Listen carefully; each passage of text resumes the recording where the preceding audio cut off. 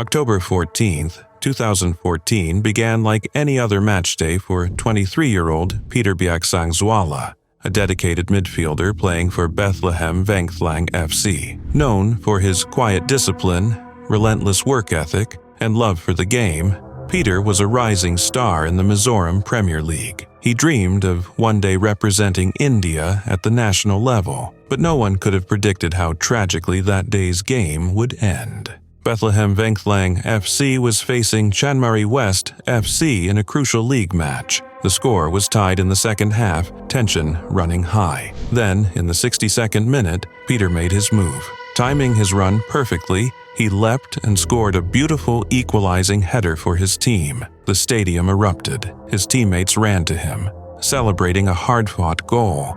Overcome with emotion, Peter wanted to mark the moment in a special way. Inspired by his football idol Miroslav Klose, he attempted a celebratory somersault. He had done it before, but this time it went horribly wrong. As he flipped through the air, he lost control and landed awkwardly, head first.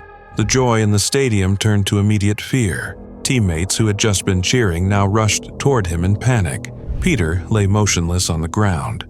Medical staff were called in instantly. The game stopped, the atmosphere heavy with silence. Carefully, he was stretchered off and rushed to the ICU at Azal Civil Hospital. A CT scan revealed the worst. Peter had severely injured his spinal cord. Doctors worked around the clock to stabilize him. He was placed in intensive care, while his family, teammates, and friends held on to hope. For 5 days, they waited and prayed. But despite the best efforts of the medical team, Peter passed away on October 19, 2014. His death sent shockwaves through Mizoram and the Indian football community. Bethlehem Vengthlang FC was devastated. As a tribute, they retired his jersey number, 21, ensuring no one else would wear it again. The Mizoram Premier League released a statement mourning his loss, calling it one of the darkest days in the region's football history. Peter was more than just a promising athlete. As a defensive midfielder, he had a reputation for breaking down attacks and supporting his team with consistency and heart. His coach, Danny Lau Limpuya, remembered him as humble, respectful, and deeply committed on and off the field. Tributes poured in. Fans, players, and officials expressed their sorrow, sharing memories of his talent and kind nature. His passing also triggered a difficult conversation about the risks tied to goal celebrations. Acrobatic flips are common in football, but few realized the danger they carry. Peter's accident became a painful reminder that even joy can carry risks. In his honor, the Mizoram Football Association and Bethlehem Vengthlang FC organized a charity match. It wasn't just a memorial, it was a celebration of his spirit. The football community came together in unity, remembering not only the tragedy, but the player and person Peter was. Off the field, his family and friends were left to cope with a sudden, unimaginable loss. Questions lingered. Could anything have been done differently? What if he had landed another way? There were no clear answers. Only the reality that even in moments of happiness, life can change in an instant.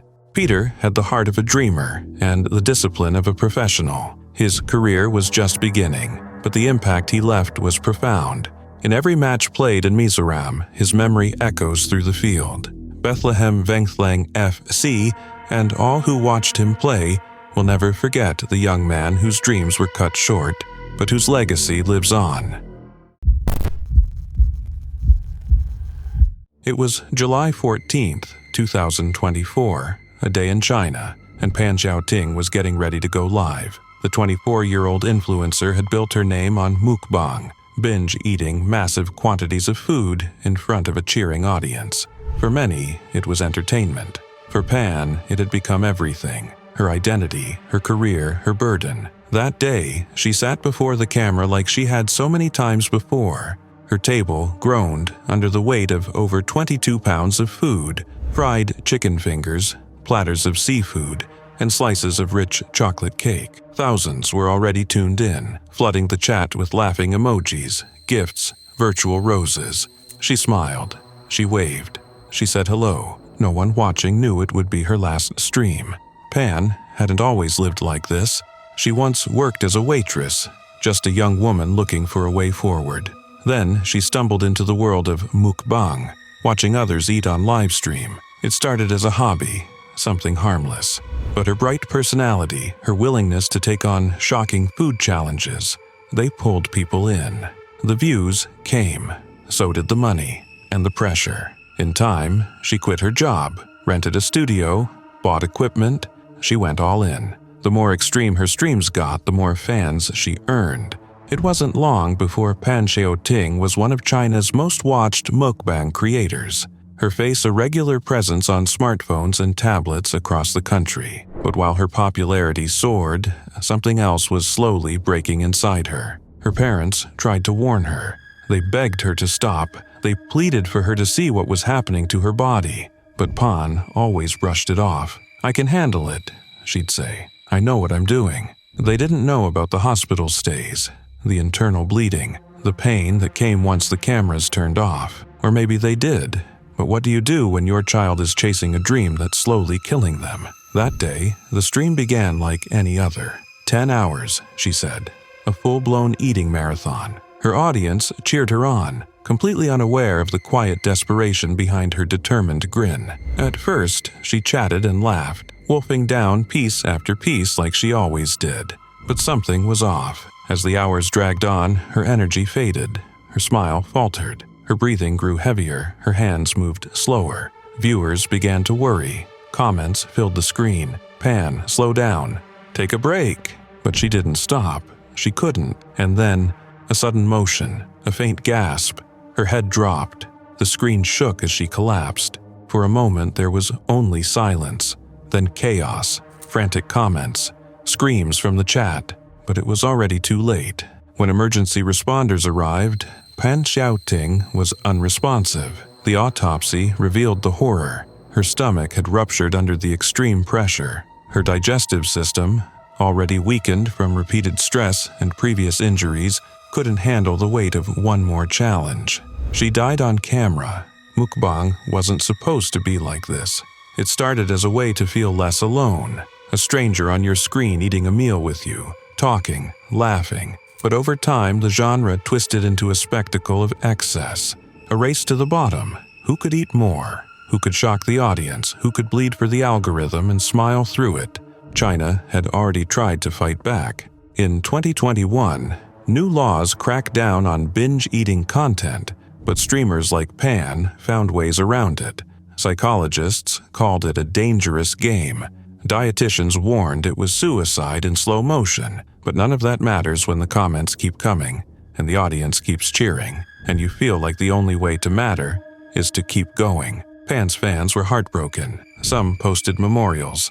Others shared her old clips, remembering her infectious laughter and warmth. But alongside the mourning came anger toward the culture, the pressure, the platforms that let this happen. Why did no one step in? Why do we keep watching people fall apart for our entertainment? Why is pain so easy to monetize?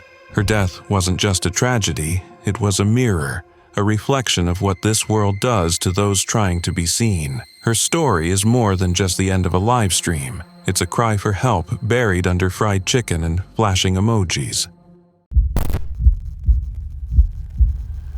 It was August 20th, 2024, in Perth, Australia. 33-year-old Giuliano Pirone arrived at his regular gym in Wanneroo. Fitness wasn't just a goal for Giuliano. It was part of who he was. A father, a fighter, a man chasing something bigger than himself. He walked in around 7:30 a.m., planning to squeeze in his workout before heading to work. It was all routine, the kind of day you never think twice about, until everything changed. Security cameras captured him mid-session on the treadmill, but something looked off. His posture, his movement. There was a subtle desperation in the way he stumbled, the way he clutched his stomach. He didn't walk away from the treadmill like he usually did. Instead, he wobbled, bumping into machines, his body betraying him in plain sight, and no one noticed. Giuliano somehow made his way to the showers, locking himself inside a cubicle. That's where he collapsed. Under the cold spray of water, his body gave out. most likely from a seizure caused by a sudden and dangerous drop in blood sugar. There he lay, alone, unseen, unconscious. Hours passed. At home, his mother Daniela began to worry. Her son hadn't come home. He wasn't answering calls. That wasn't like him. The silence stretched too long. She called friends, family, even his ex-wife. Nothing. No sign, no word. Her worry became dread. Eventually, she called the police. They tracked his phone signal back to the gym. It was almost 10:30 p.m. when officers arrived. His car was still there, untouched. Something was wrong. They broke into the locked shower cubicle and found him. He was still under the freezing water, his body cold, lifeless. Breathing, just barely. Police performed CPR. His heart sparked back, but the fight was slipping away. He was rushed to Joondalup Hospital, placed on life support. For 2 long weeks his family waited, hoped, prayed, but he never woke up. On September 5th, 2024, Giuliano Pirone passed away. His mother's voice broke as she told the world, "I will never see the world the same way. The light that shone so bright has left me." This wasn't just a tragic accident. This was a failure of systems, of awareness, of care. He had been there, struggling in plain sight. He had stumbled across the gym floor. He had locked himself in the showers. He had been there for 15 hours, and no one noticed, because the gym, though open 24 hours, wasn't staffed full-time. The cameras only covered certain areas. Privacy regulations kept them out of the showers.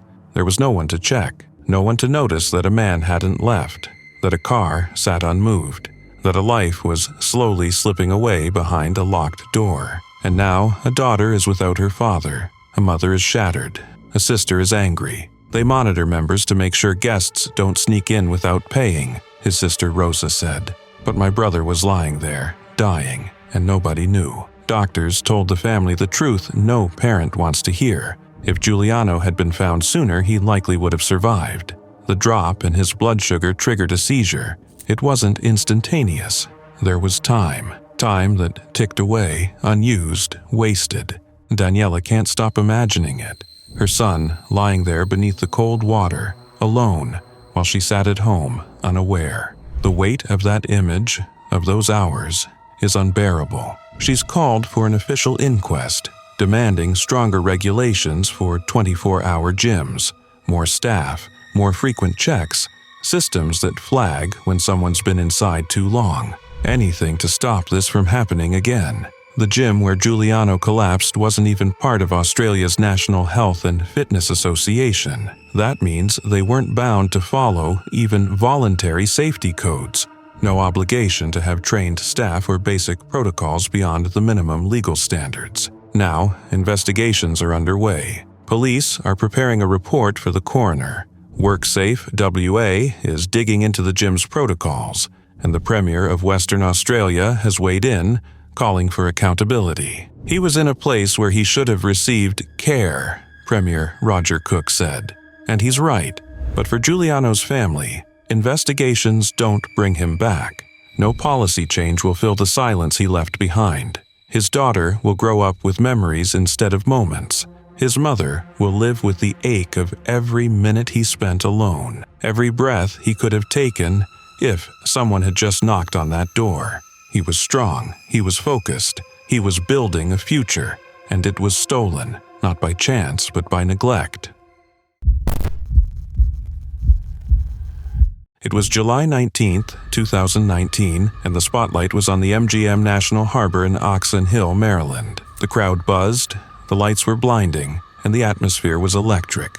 Why? Because 28-year-old Russian boxer Maxim Dadashev was about to step into the ring for the biggest fight of his life. This wasn't just any match. It was an IBF light welterweight title eliminator. Translation: winner gets a golden ticket to fight for a world championship. Stakes? High. Maxim, or Mad Max as fans called him, came in with a perfect record: 13 wins, 0 losses, and 11 knockouts. Dude had hands. Fast, technical, and smart in the ring, he was a rising star with a bright future. His opponent?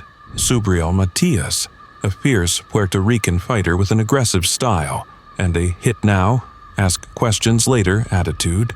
The bell rang, and from the jump, Dadashev looked sharp. He was moving well, landing crisp punches, but Matthias didn't flinch. He just kept marching forward like a boxing terminator. As the rounds ticked by, something shifted. Dadashev started to fade. The hits piled up, and by rounds 10 and 11, he looked like a fighter running on fumes. In his corner was trainer Buddy McGirt, a veteran of the sport who had seen it all, and knew when enough was enough. He watched Max carefully between rounds. "Max, you're getting hit too much," he said. Dadashev shook his head. He wanted to keep fighting, but Buddy wasn't asking anymore. "Please, Max, let me do this." And with that, McGirt made the call. He stopped the fight, saving his fighter from further punishment, but by then, it may have already been too late. Dadashev was behind on the scorecards anyway, but the real concern wasn't points. It was his condition. As he tried to walk back to the locker room, he stumbled. Trainers helped him, but halfway down the corridor he collapsed. He vomited. He lost consciousness. Everyone went from, "That was a tough match," to, "This is an emergency," in seconds. He was rushed to the University of Maryland's hospital, where doctors found severe brain bleeding. Emergency surgery was performed. Part of his skull had to be removed to relieve the pressure. Doctors placed him in a medically induced coma, hoping for a miracle. But the miracle never came. 4 days later, on July 23rd, Maxim Dadashev passed away. He was just 28. The news hit the boxing world like a knockout punch to the gut. A promising fighter with so much ahead of him, gone. His wife, Elizaveta, back home in Russia with their 2-year-old son, was heartbroken. In a statement, she called Maxim a kind man who fought until the very end. She said she would raise their son to be as strong as his father. Trainer Buddy McGirt was devastated. He had done everything right in training, but still, the unthinkable happened. "It just takes one punch," he said. Even Matthias, who won the fight, was shaken. He released a statement saying no one's ever ready for something like this when chasing their dreams. In a rare gesture of respect, he refused to accept his $7,500 prize money. Maxim's death sparked fresh debates about boxing safety, especially around head trauma. Should corners stop fights sooner? Should medical checks be stricter? Everyone had opinions, but what was clear was this: something had to change. Investigations were launched both in Russia and in Maryland. The boxing world, while built on toughness, was forced to face a painful truth. Sometimes, even with all the training, precautions, and heart in the world, the sport can be deadly. Maxim's legacy? It's not just in the fights he won, but in the conversations he sparked. He became a symbol of the risk, the sacrifice, and the reality behind the ropes. And for those who knew and loved him, his spirit still lives on, strong, proud, and undefeated in heart.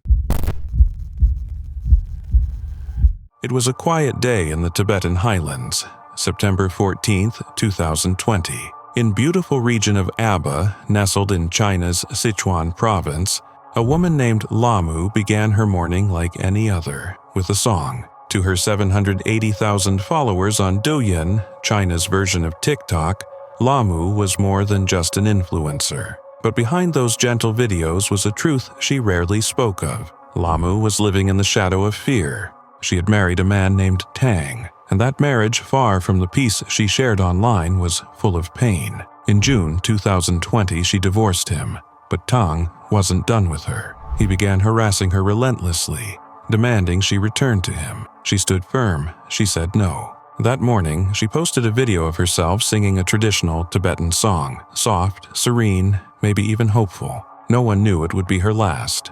Later that day, she went live. Her followers tuned in as they always did, expecting calm, comfort, familiarity. But then, the screen suddenly went dark. There was no picture, just sound, and the sound was terrifying. It was Tang. He had broken into her home, carrying a bucket of flammable liquid.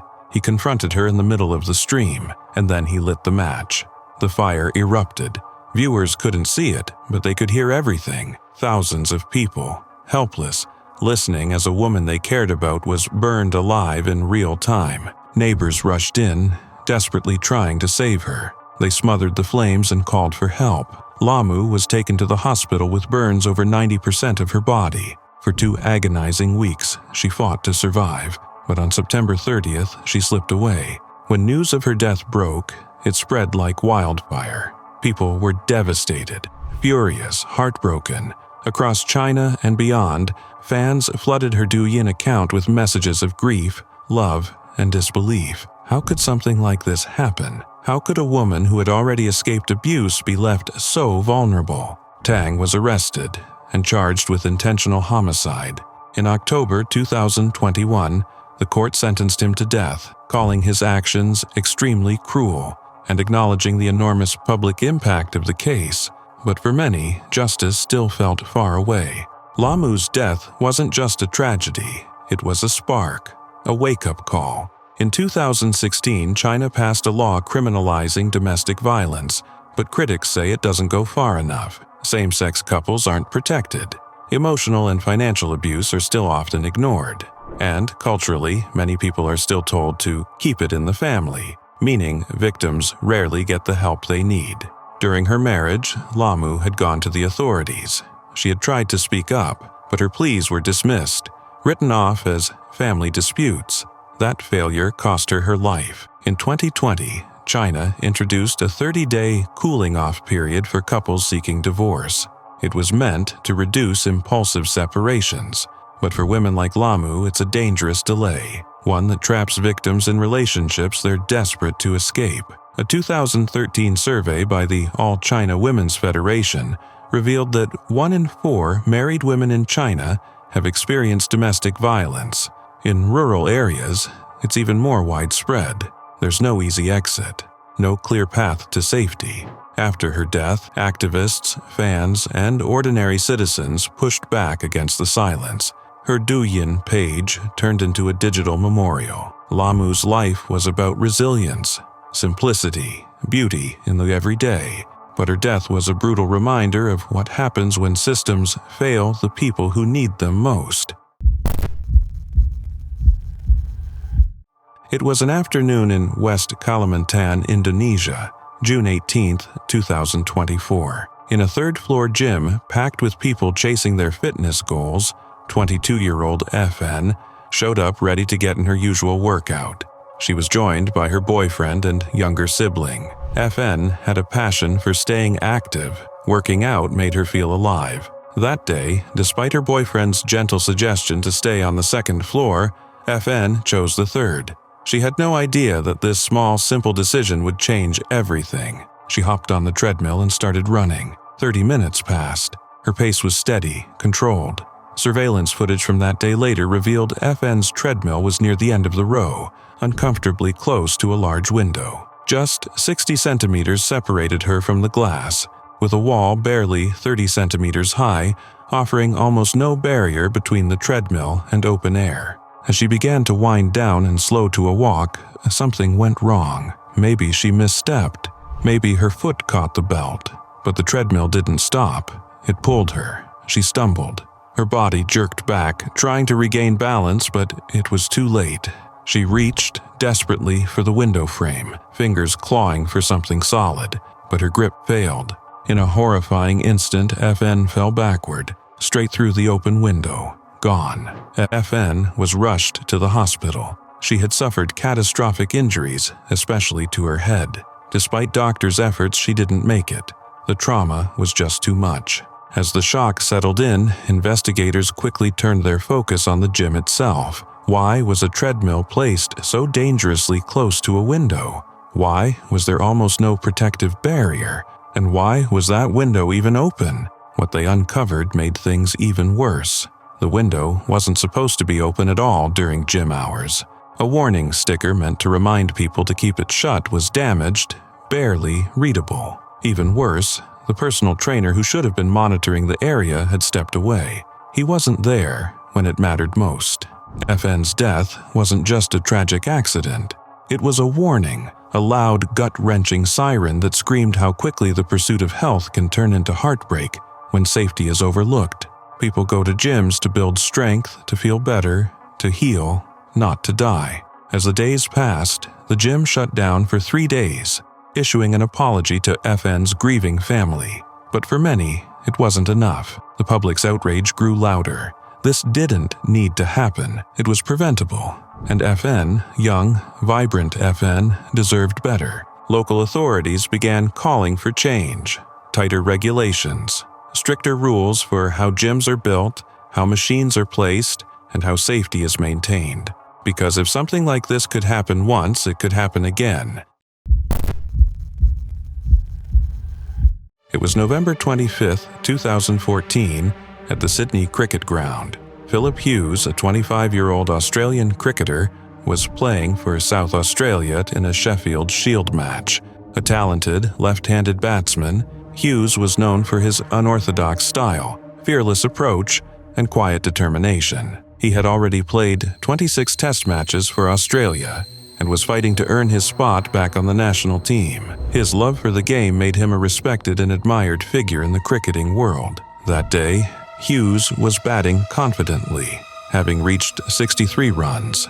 Then came a short-pitch delivery from fast bowler Sean Abbott. Hughes attempted a pull shot but misjudged the pace and angle. The ball struck him just below the back of his helmet, hitting the side of his neck. At first, it didn't appear serious. He stood for a moment, then suddenly collapsed face first on the pitch.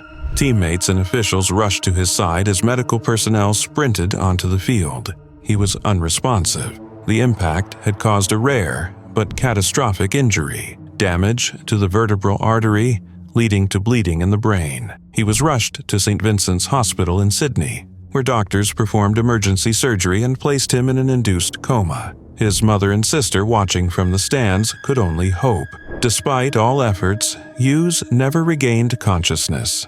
On November 27th, just days before his 26th birthday, he was declared dead. The news stunned the cricketing world. It was almost impossible to comprehend such a tragic outcome from a routine play. Tributes poured in globally. Fans placed cricket bats outside their homes, part of the viral hashtag #PutOutYourBats movement. The gesture spread far beyond cricket. Actor Hugh Jackman displayed a bat on a Broadway stage, and Elton John dedicated a song to Hughes during a concert in Munich. Hughes' teammates were heartbroken. David Warner, who was on the field when it happened, was visibly shaken.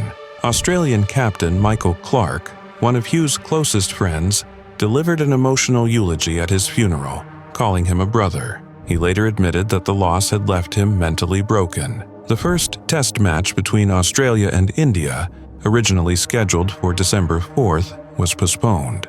When it finally took place in Adelaide, it became a tribute to Hughes. Players wore black armbands, and his Test cap number, 408, was painted on the field. Warner, Clarke, and Steve Smith each scored centuries in his honor. In a poignant moment, Warner kissed the pitch where Hughes had fallen. Fans and experts began to reflect on what Hughes might have achieved. He had already made headlines by scoring 2 centuries in a single Test early in his career, showing both flair and grit. Though he faced challenges, especially against bouncers, he was constantly evolving. His sudden passing sparked new debates about player safety, specifically the use of neck guards. While experts concluded that a neck guard wouldn't have prevented his injury, the incident prompted a re-evaluation of cricket gear. It wasn't until 2019 that some top players, including Steve Smith, began wearing neck guards regularly. Ironically, Smith was later struck in nearly the same spot during an Ashes test, reigniting painful memories. The psychological toll on Sean Abbott was immense. The young bowler struggled deeply in the aftermath. During a 2016 inquiry, he spoke about the emotional burden he carried, a reminder that the tragedy affected everyone on and off the field. Cricket Australia declared Hughes would remain 63, not out forever. His family and friends have worked tirelessly to keep his memory alive. As the 10-year mark approaches, emotions resurface. What could he have achieved? What records might he have broken? Though he's gone, Hughes' spirit remains, etched into the game he loved, a symbol of both brilliance and fragility in sport. It was a quiet evening in Suffolk, Virginia, May 16, 2024. Inside one home, something was unfolding, something that would leave a family shattered. 17-year-old Raleigh Freeman III, known to fans as Rio Huncho, was live on social media again, a rising voice in the local rap scene. His performances had energy that caught fire. With nearly 28,700 Instagram followers and tracks gaining traction on Spotify, Rio was building something big. That night, his stream started off like so many others. He was charismatic, confident, and like many young rappers in his lane, he sometimes flashed props to fit the aesthetic: cash, fashion, and that night, a handgun. It wasn't new, he'd posed with one before, but this one was different. Real, with a green laser sight and flashlight. In the video, Rio waved it casually, almost playfully, as if the weight of what he was holding didn't register. He laughed. He spoke boldly into the camera. Then, he pointed the gun at his head. One breath, one trigger pull, a bang. The phone hit the ground, and everything stopped. At first, no one knew what to believe. Was it a stunt? A special effect? Had Rio just pulled off a shocking moment to keep his audience guessing? But as seconds turned to minutes, the realization hit like ice. This wasn't a performance. It wasn't a joke. Rio had accidentally shot himself. Live, paramedics arrived quickly. He was rushed to the hospital, but the damage was done. The moment that started as just another live stream had ended with the loss of a young life, just like that. The news tore through the community, but no one felt it harder than his mother, Monica Savage, a single mother, a woman who had poured everything she had into raising her only son. In a heart-wrenching interview, she recalled the moment she found him. Her voice broke as she cried out, "I just want my baby back." It was the kind of grief that lives deep in the bones, a kind that never fades.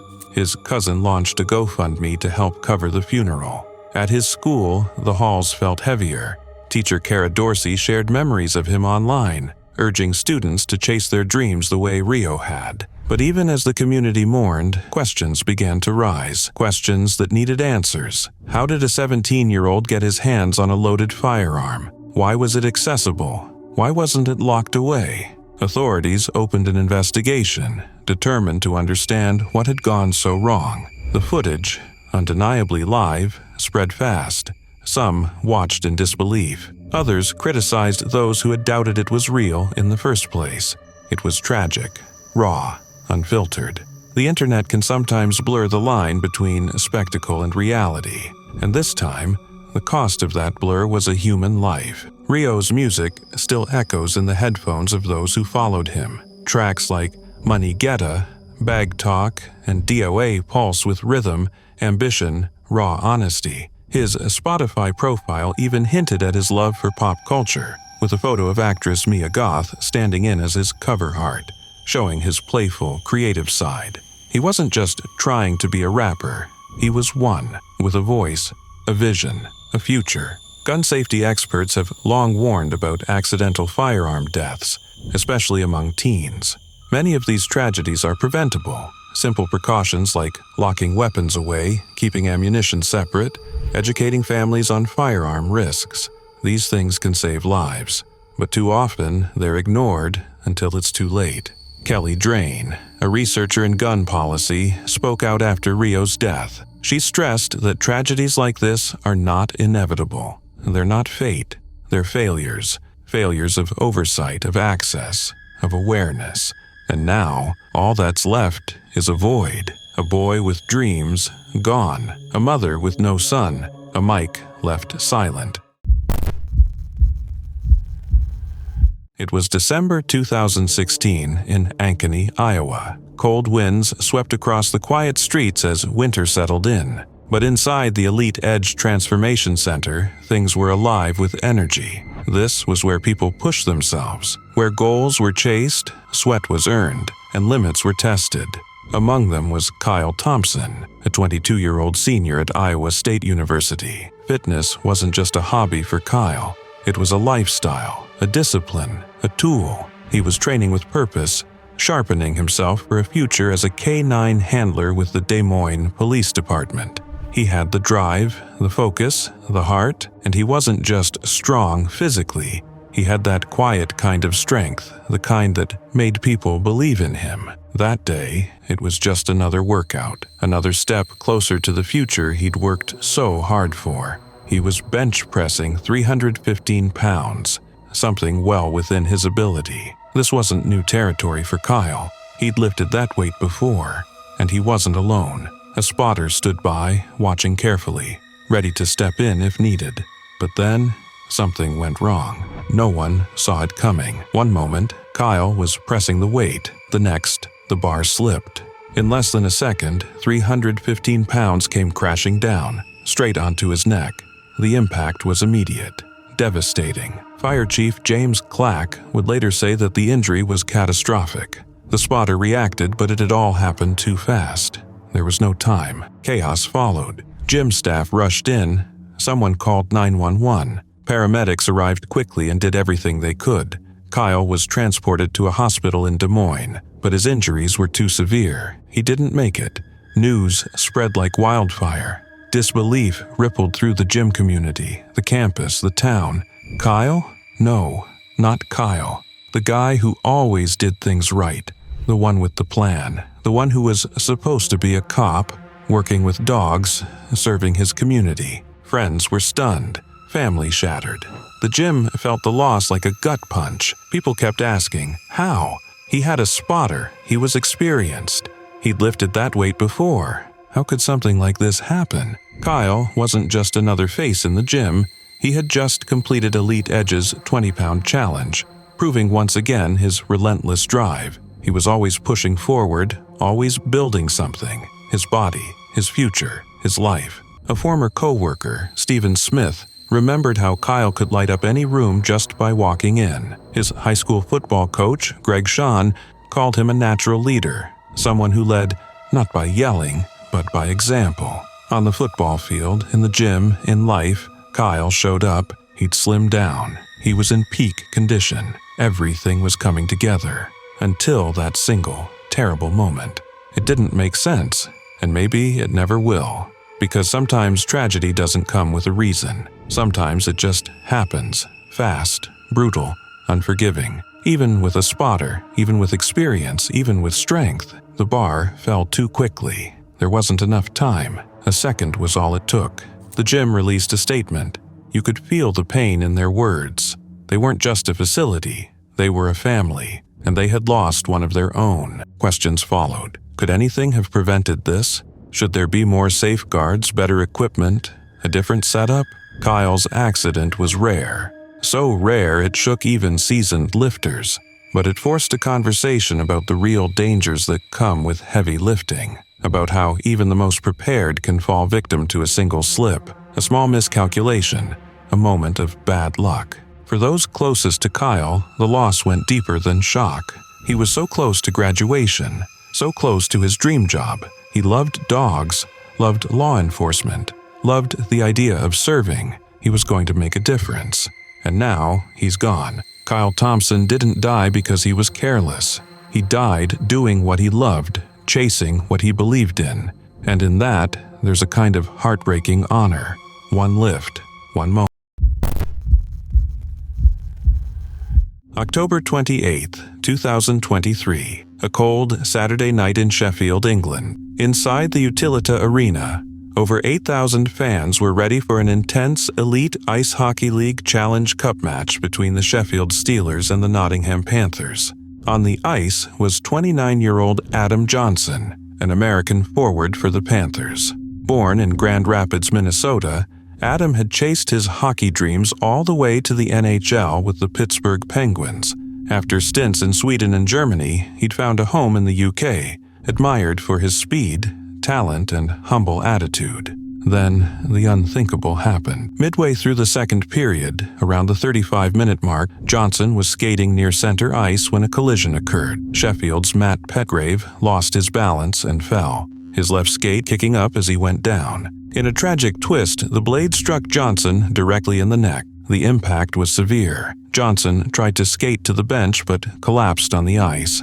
The arena fell silent. Medical personnel rushed out, setting up a barrier around him as they worked desperately to control the bleeding. He was rushed to the hospital. but the injury was fatal. His passing was confirmed hours later. A post-mortem revealed the damage was catastrophic. The game was immediately called off. Fans were sent home in silence. All weekend, EIHL games were canceled. The entire hockey world was stunned. Tributes poured in from NHL stars, teammates, and fans worldwide. Johnson's death shook the sport. He was more than just a player. He was a teammate, a friend, and a future fiancé. Just weeks before, he had bought an engagement ring for his girlfriend, Ryan Wolf. As tributes continued, so did hard questions. Why wasn't neck protection mandatory? Could this have been prevented? The English Ice Hockey Association responded quickly, mandating neck guards for all players starting in 2024. But the EIHL, where Johnson played, stopped short, strongly encouraging guards, but not requiring them. The tragedy sparked conversations globally. NHL players like Anze Kopitar and Tyler Bertuzzi began wearing neck guards. Canada's hockey leagues made them mandatory. Pressure mounted on other leagues to do the same. Then came a twist few saw coming. Matt Petgrave was arrested on suspicion of manslaughter. Though many believed it was a freak accident, South Yorkshire police launched a full investigation. Petgrave expressed remorse, calling it a tragic accident, and a legal defense fund raised nearly £10,000, sparking debate. In the days after his death, fans gathered outside Nottingham Arena, leaving flowers, jerseys, and messages. His teammates wore black armbands. Arenas around the world held moments of silence. The hockey community united in grief and in reflection. Adam Johnson's death wasn't just a freak accident, it was a wake-up call. It reminded everyone of the risks athletes face every time they step on the ice. His legacy may ultimately be one of change, pushing a tough sport toward smarter, safer standards. He was a rising star, a devoted partner, and a man chasing his dream. And in honoring his life, the hockey world is learning how to protect the next generation who dared to do the same. It was a quiet summer evening in Quzhou, China, July 20th, 2021. 23-year-old Xiao Qiumei, known online as Xiao Yi, remained in her crane cabin, taking in one last peaceful moment after a long day. To her thousands of followers on Douyin, she was more than just a crane operator. She was a force, a young mother of two, confidently working one of the most physically demanding and male-dominated jobs out there. Through her videos, she gave people a rare window into her world, perched hundreds of feet in the air, laughing, dancing, explaining the technical parts of her work with ease. Her joy was infectious, her courage inspiring. That evening, as golden hour bathed the horizon, Xiao decided to record one final clip before heading home.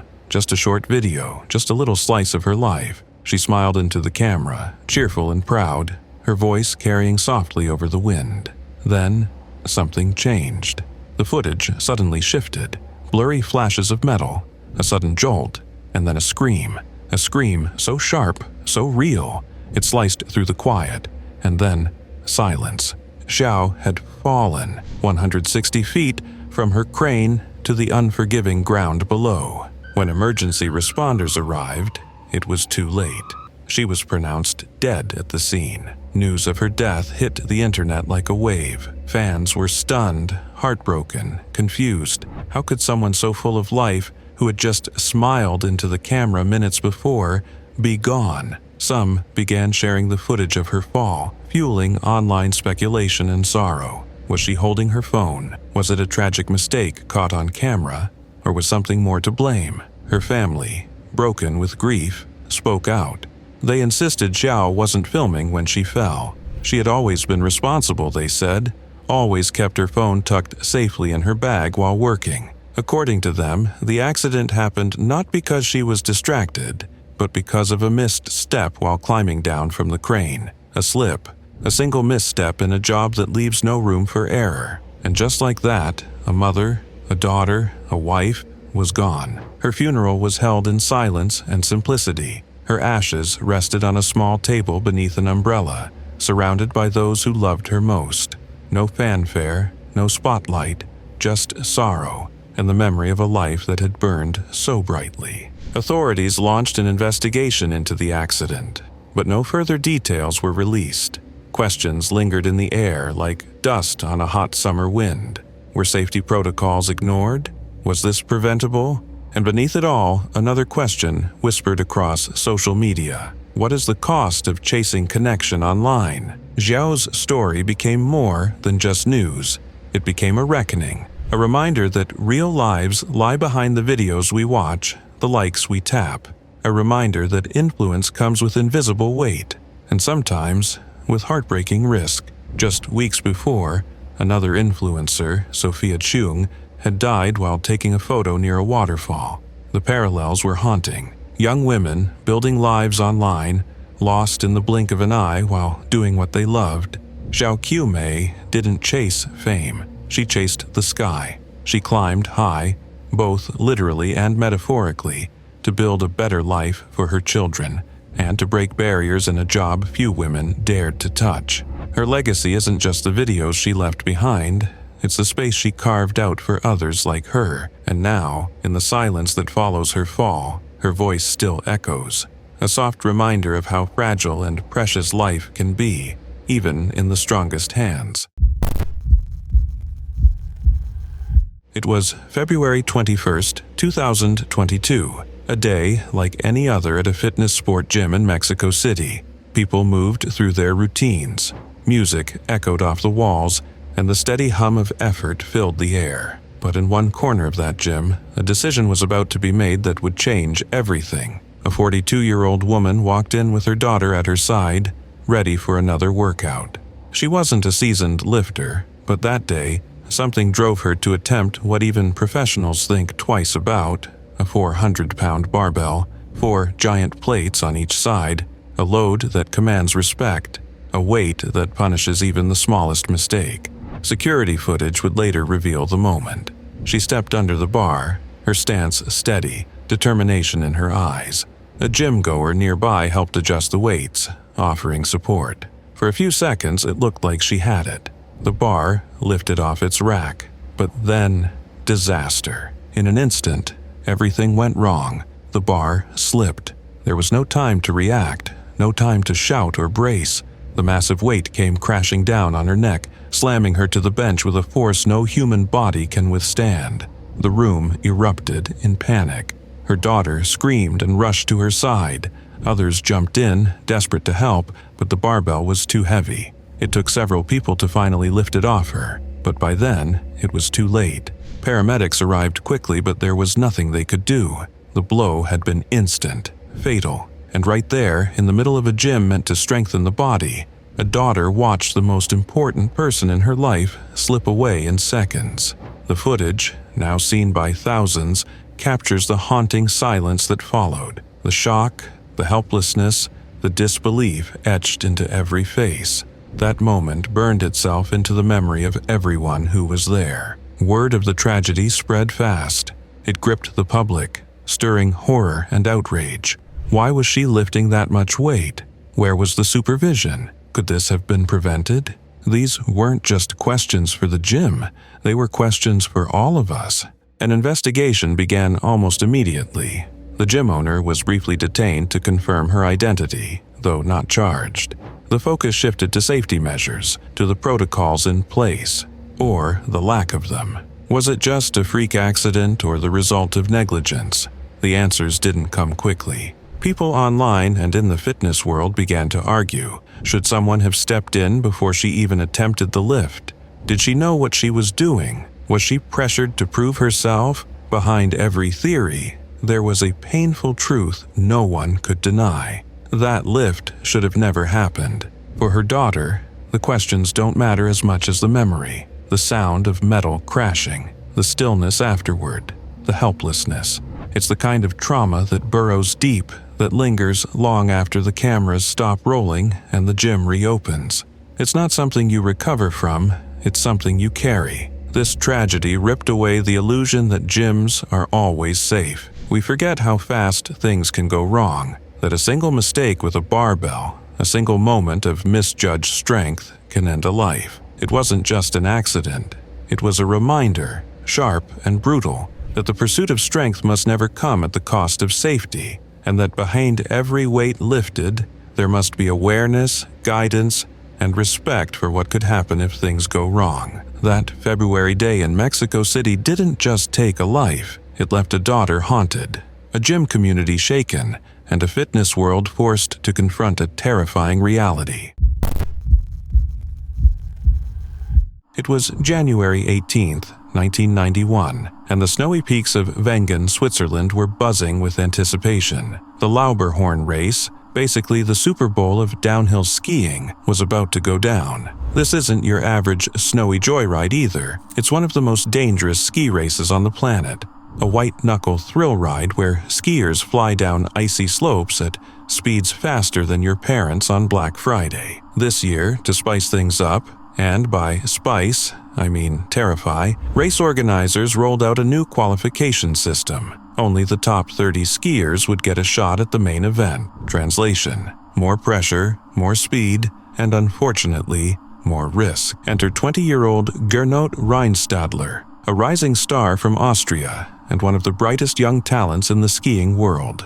Picture someone who had the speed of a rocket and the chill of a mountain breeze. His mom, Traudl, was a former racer herself, so skiing basically ran in his blood. The slopes were home, and that weekend Gernot was ready to earn his spot among the best. He was wearing bib number 44, not at the front, not at the back, just somewhere in the mix. But Gernot wasn't worried about numbers. He was all about the run. As he launched himself down the Lauberhorn course, everything looked perfect. He carved through the sharp turns with finesse, tackled the steep drops like a champ, and seemed to be locked in. But then came the final stretch, a notoriously nasty section of the course called the Finish S. Think of it like the boss level in a video game. Super fast, super tricky, and not forgiving. That's when things went horribly wrong. Gernot lost his balance, his weight shifted forward, and boom, he was airborne. He crashed into the safety netting with terrifying force. But instead of slowing him down, the netting tangled with one of his skis.